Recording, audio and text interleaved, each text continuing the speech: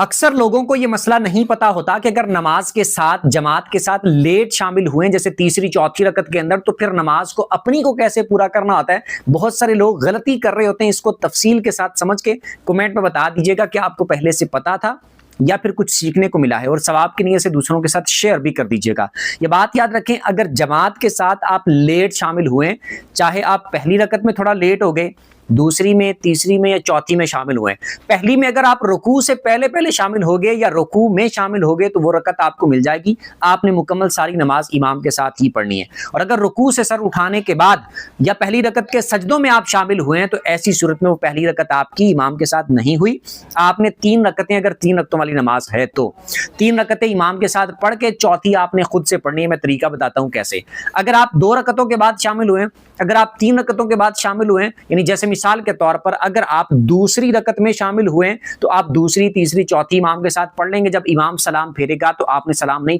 پھیرنا، کھڑے ہو جانا ہے اور آپ نے 1 رکعت پڑھنی ہے، اس میں سبحانک اللہ، پھر سورہ فاتحہ اور اس کے بعد سورت، رکوع سجدے کر کے التحیات پہ بیٹھ کے اپنی نماز پوری کر لینی ہے۔ اور اگر آپ 2 رکعتیں لیٹ شامل ہوئے تو امام کے سلام پھیرنے کے بعد جب آپ اٹھیں گے تو آپ نے اس میں جو خود سے پڑھنی ہے، اس میں پہلی رکعت میں سبحانک اللہ، الحمدللہ اور سورت پڑھنی ہے، اور دوسری میں سورہ فاتحہ یعنی الحمدللہ اور سورت پڑھنی ہے۔ اور اگر آپ 3 رکعتیں لیٹ شامل ہوئے ہیں یعنی چوتھی میں شامل ہوئے ہیں تو ایسی صورت میں آپ نے امام کے سلام پھیرنے کے بعد جب اٹھنا ہے تو پہلی رکعت میں سبحانک اللہ، پھر الحمدللہ، پھر اس کے بعد سورت،